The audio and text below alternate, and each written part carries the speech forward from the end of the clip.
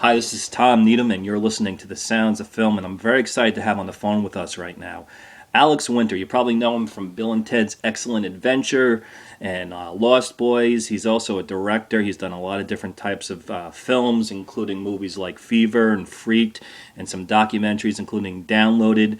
And his latest is Deep Web, an amazing movie that we're going to be talking a lot about today. Alex, thanks for joining us here on The Sounds of Film.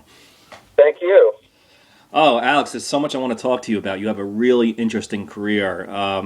First off, let me just ask you, how does it feel to still be recognized so much for Bill and Ted and all those movies you did?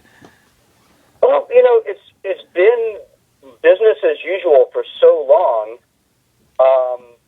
that I'm very used to it. It's really been the sort of natural course of my life for a very long time. It was probably more jarring or surprising when I first attained that level of recognizability, for lack of a better way of putting it, because it really does change your life in many ways, and it changes them irrevocably. But, for the last 30 years or so, I get recognized every day, so I'm pretty used to it. Yeah, what do you think was the key to the success of those movies and the spin-offs? One never really knows why something hits the zeitgeist, so, I'd be remiss to say I knew what the magic formula was. I think that there's certainly a sincerity and genuine affability to the characters that people respond to that gives them a kind of timelessness, because they're just really good friends, and the movie is not played in an ironic way. It's really not played with a wink and a nod, so there's a sincerity that I think holds up decades later. Beyond that, I really couldn't tell you. Well, it's sort of interesting. It is amazing how certain films just kind of stick out and become very popular. I would love to talk to you about your acting, but eventually you started doing a lot of directing. And I was wondering, what was the initial itch that you had to start directing? Well, I started making films a very long time ago. Yeah. I started in the business when I was a kid. I was a child actor, and I would say my primary interest, or certainly one of my greatest interests, was writing and directing from a very early age. And I went and started. I went to NYU Film School before I was in Bill and Ted or Lost Boys or anything. So I came out to LA from New York with the express intent of really starting a writing and directing career. I still had an acting and agent and manager, and I really do enjoy acting. It's a lot of fun, but it really was never my primary focus for a career. So I've been doing this a very long time. I started directing commercials and music videos and all that sort of thing back when I was doing Bill and Ted. So you've always been interested in directing. We're speaking with Alex Winter. His latest film is the incredible documentary Deep Web. The Bill and Ted movies were comedies, but they did deal with the subject of time travel. And Keanu Reeves, who was in that film with you and who narrates your latest movie, went on to star in The Matrix. And now the two of you are together again in a weird kind of way. But the strange thing is about this movie and some of the other things that you've done is that you seem to both share an interest in technology and some of the themes related to technology. And I was wondering, are these things that the two of you are interested in or separately? Can you talk a little bit about your relationship and some of the ideas that you guys share? Well, we are A, close friends, and B, we're both of a certain generation. So, we both grew up during the birth of the internet and the beginning of the digital revolution, and which is inescapable no matter who you are. I don't think it's possible to be uninterested in technology. You may hate it, you may love it, you may fall somewhere on both sides, but it's such a big part of the life of anyone in this generation that I would argue that it's inescapable. Keanu and I do both share a love of science fiction and a certain kind of science fiction. That's true. We both were, big fans of William Gibson and Philip K. Dick, and kinds of stories. We do share those thematic interests, and we keep an eye on each other's work. And he, was a big part of reading early drafts of my Napster project, which eventually became Downloaded, the documentary. And I was looking at a lot of cuts of his documentary, Side by Side, which is a wonderful documentary about the sort of transition in the movie business from film to digital. So when I started making Deep Web, he was interested from the very beginning. It didn't really occur to me to ask him to do the voiceover until I was very, very much done with the film. I was actually about to premiere it at the festival, South by Southwest, and I needed DO, and I hadn't really thought about it at all. But he has certainly been involved in watching the movie happen and sort of consulting during the process. So, yeah, it's really been, it's kind of a running buddy in the business that you have, that you share a lot of similar tastes. It's pretty cool. To gravitate towards each other. For our audience that maybe hasn't seen the film or read about it yet, you could probably do it best. Can you explain a little bit about what the deep web is and the dark web and so forth?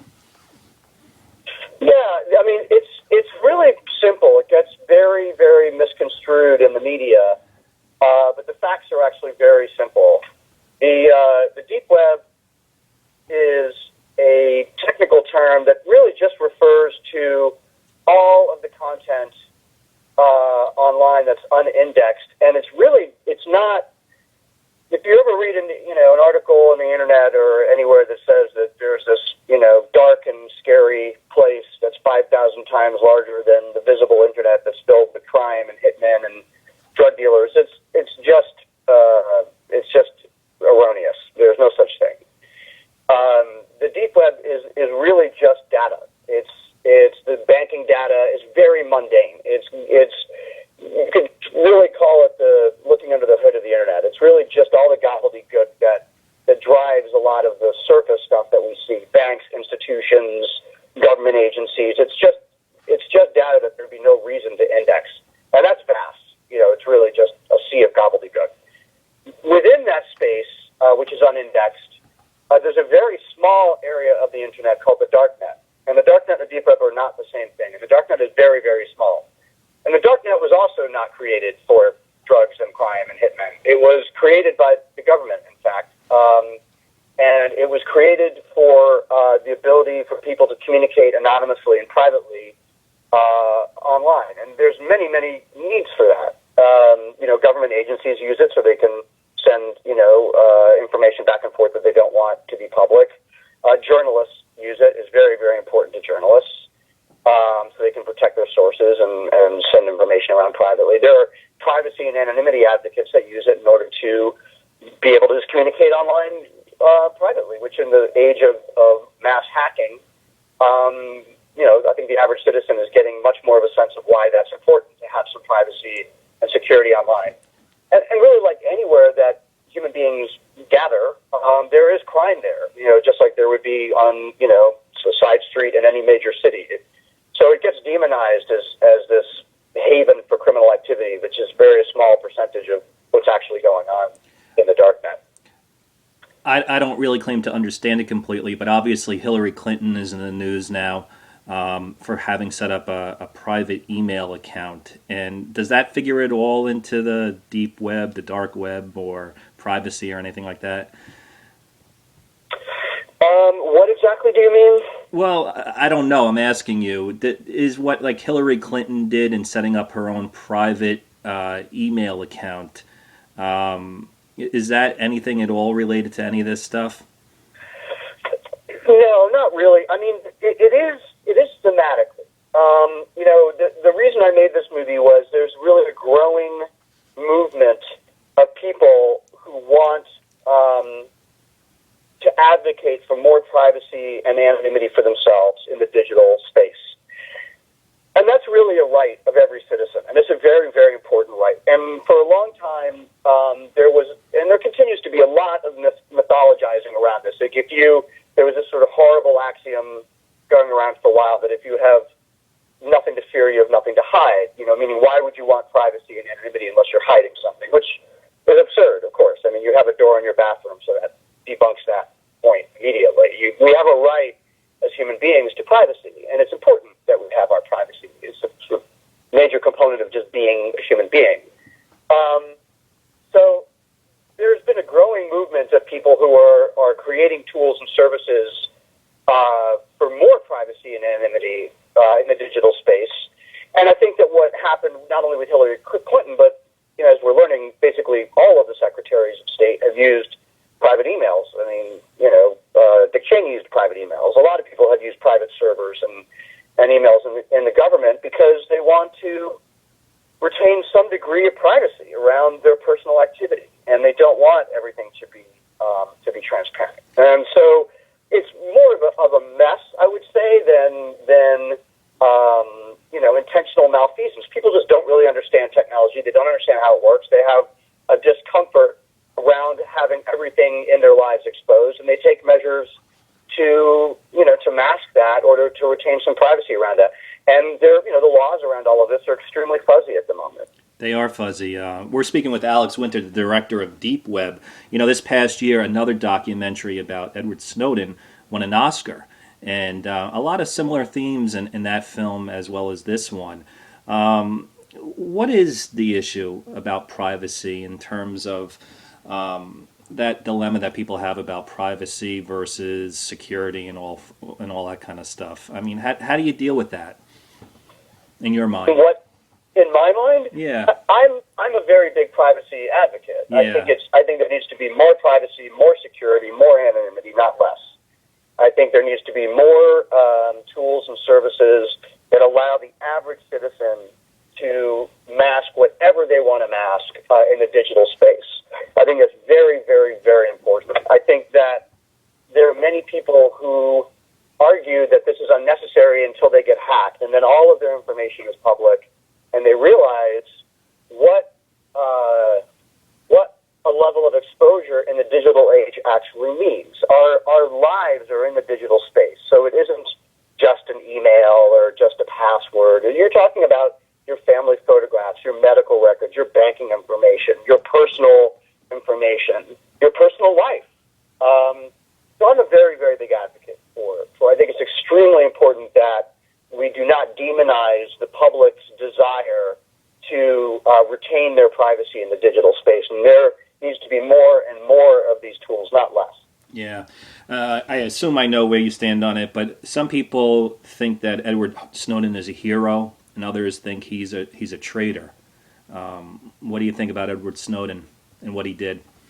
Well, I think there's no doubt that we needed, it's very clear, you can see politicians stumbling over themselves because very few people in politics will say that the information that Snowden brought to light wasn't important that we knew about.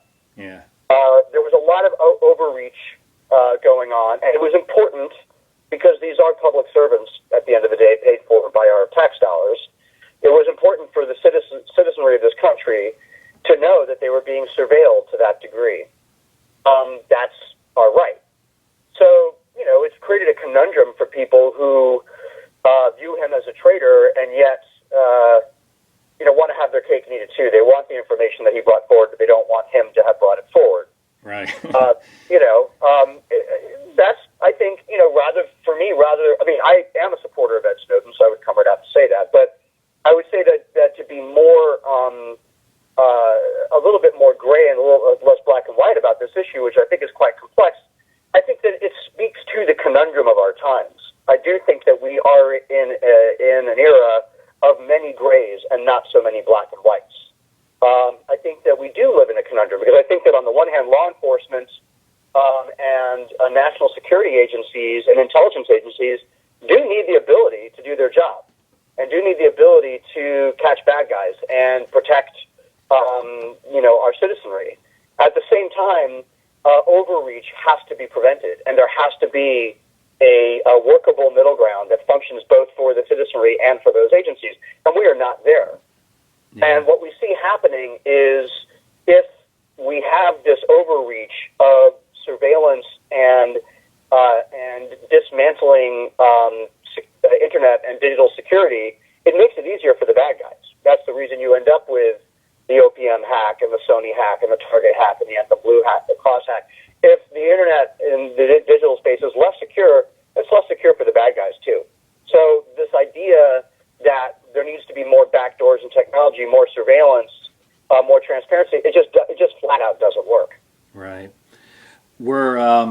speaking with Alex Winter. You probably know him for his appearance in movies like Bill and Ted's Excellent Adventure and Lost Boys. He's also the director of the film we're talking about right now, Deep Web.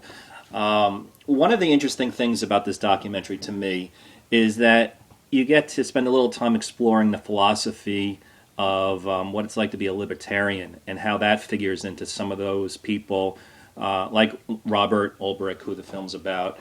Ross. His name is Ross. Yeah, Rob, and Deep Web. Ross, R-O-S-S, Ross Ulbricht. Right, and I'm sorry, Ross. And can you talk a little bit about libertarianism and the idea behind it and how it figures into the Deep Web for some?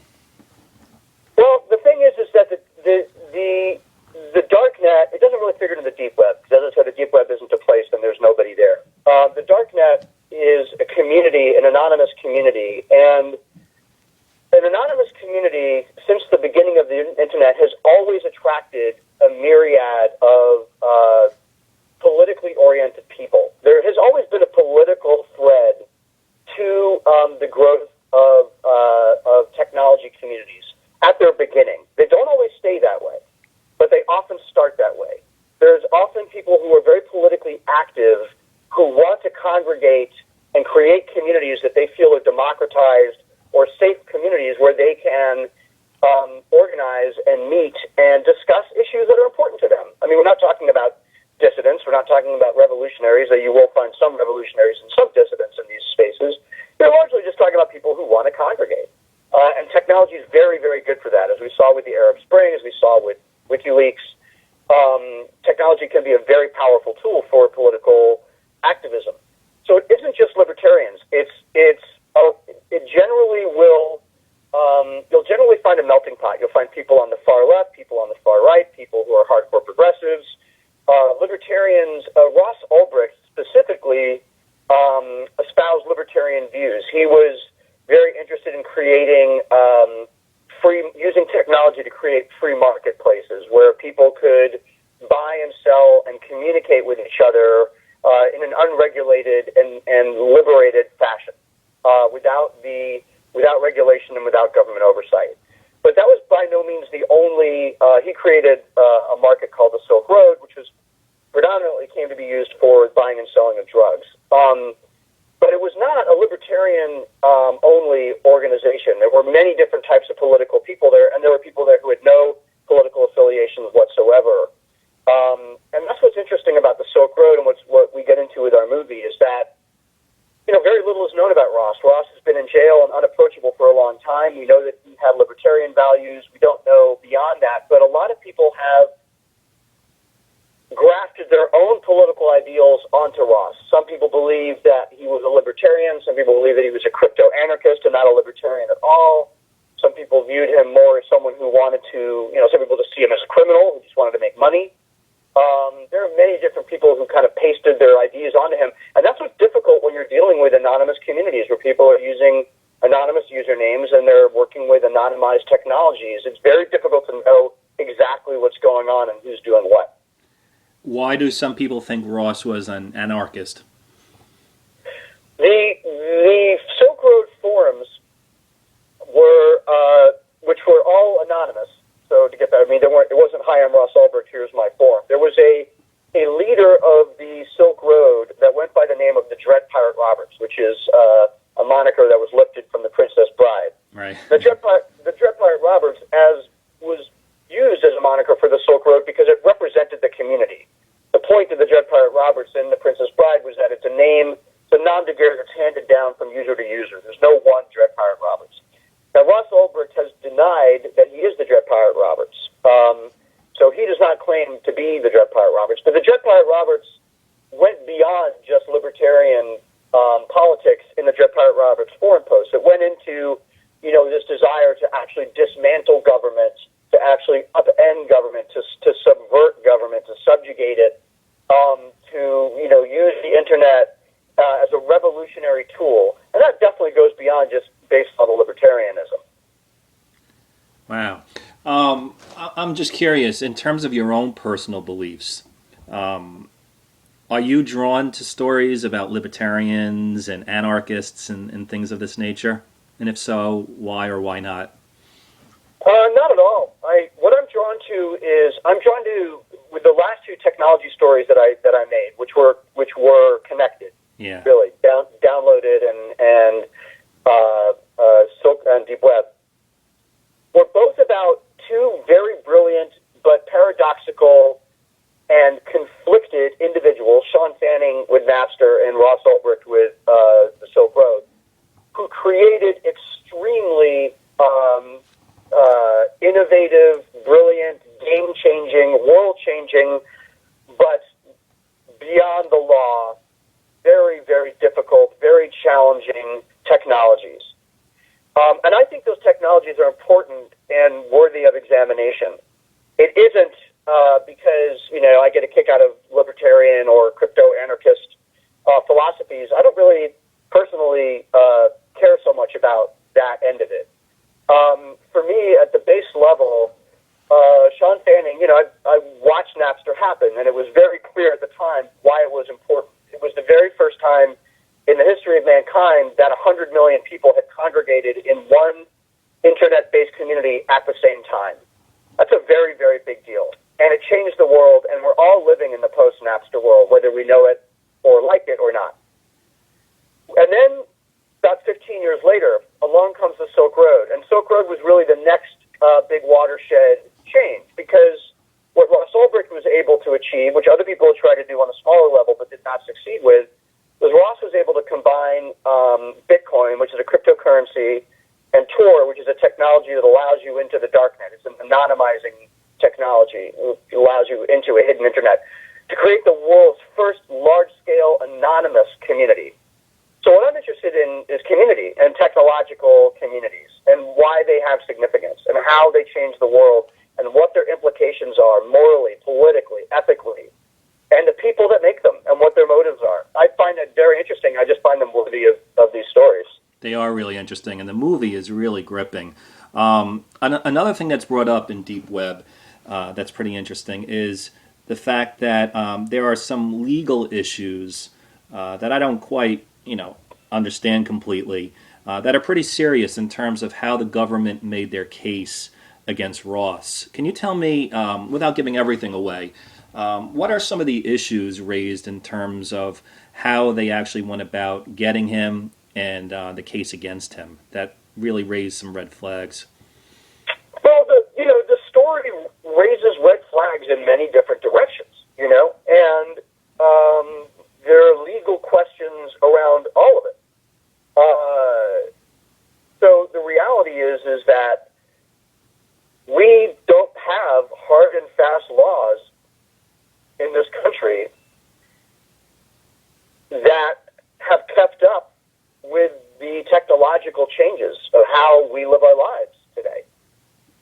We don't know how the Silk Road servers were seized by the government. They didn't tell anybody. The answers they gave, such as they gave them, didn't really make any sense. They weren't acceptable. They've never had to prove in court whether they seized those servers with a warrant. And if they did seize them without a warrant, and they were located in a foreign country, then that breaks all kinds of laws that absolutely impacts average citizens, not only in the United States, and their private personal material, which can't by law be seized without a warrant, but it also impacts citizens in other countries. And it gets into issues of are Americans and other agencies in other countries breaking international law in the digital age? The answer is yes, they are. They're doing it every day. And largely because there's been too little reform in search and seizure law, and there needs to be more. So, it raises issues there that aren't really that debatable. We do need reform in those areas. They do need to be able to solve crime, but they need to be able to do it legally. And I don't actually even think it's that big a deal. I think that reforming search and seizure laws is doable. It just needs to get done. I guess, though, some people would probably bring up the issue again of that they can't have their hands tied when they're going after the bad guys, the terrorists. Yes, they absolutely have to have their hands tied. Yeah. Of course they do. There's no argument about, the inability of law enforcement to break down your door and ransack your house without a warrant. But they're doing that in the digital space every day, and of course they can't do that. There's no question that they can't do that. So it's pretty serious. I think some of these issues that you just raised are issues that people are not quite as familiar with. Some people know about the privacy stuff, but these other things about how they went about obtaining the hard drives and going after individuals, this is big stuff. I saw in an interview with you recently, someone joked around and said that you're the next Oliver Stone. How did that make you feel? Well, it's a hell of a compliment. I hope I end up with a shelf full of Oscars.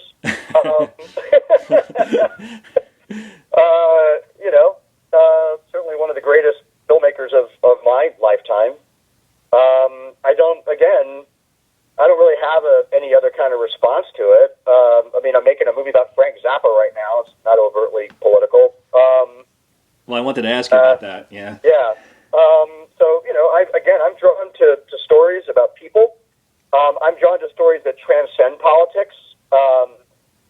To me, I get very. I feel that my job is well done if I've got fans and enemies on all sides of the aisle when a movie is done. If everyone's arguing, that's probably a good thing. I don't see myself as a partisan storyteller. I'm certainly drawn to certain themes. I certainly do believe in the rights of citizens. I do believe in the right to dissent. But I would say that I'm drawn to only stories about that. The thing about both of the stories I just made is that there were rights and wrongs done on all sides. In both of these stories, the Napster guys did a lot of stuff wrong. They know that. They were young, they were naive, they were brilliant, they were idealistic, and they broke a lot of eggs. And they caused a lot of people a lot of pain. I would say the same for the Silk Road story.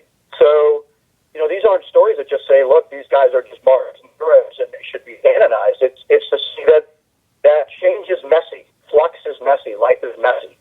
And I really try to look at all of the issues and all sides of big radical changes as they occur.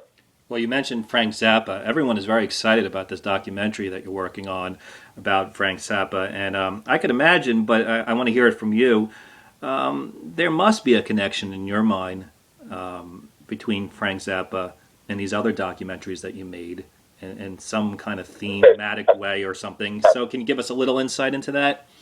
Yeah, there absolutely is. I am drawn to, as I said, paradoxical figures. And I also am drawn to topical stories and historical stories. And, I think that I always try to find an extraordinarily compelling human being at the center of an historical narrative. That is, those are the stories I do like the best, personally. That's my kind of story. And where there is a thread between Downloaded and Deep Web and the Zappa story is that, Zappa was a very paradoxical American genius. Just like Sean Fanning and Ross Ulbricht are paradoxical American geniuses. He just lived at a very different time. He lived at the end of the 20th century as all these changes were just about to happen, and he died in 1993 just at the eruption of the technological age, literally as it was all about to happen. And, he had very paradoxical political views. He had very paradoxical artistic views. Some people love Zappa's music. Some people absolutely hate Zappa's music. I love the paradoxes. I love the conflict. It's challenging as a storyteller to get in and tell the story of a man like that isn't going to fall hard on one side or the other, that is going to be somewhat polarizing. That is appealing to me. And that is part of what's appealing to me about Zappa. Well, I can't wait to see it, and I can tell that you're very drawn to these themes, and I think it's what makes your film so good. We started off talking about Bill and Ted, and obviously, even though you mentioned that you started off at NYU looking to direct, when you have a hit movie like that, you could have been set for the rest of your life possibly just doing acting, and you took a very different path than Keanu Reeves. As you look back now on your long career and all the films you've made, both as an actor and a director, how do you feel about the path that you've chosen? I feel really good about it. I did make a kind of a tough decision. I was young, I was probably about 25, and I had just finished a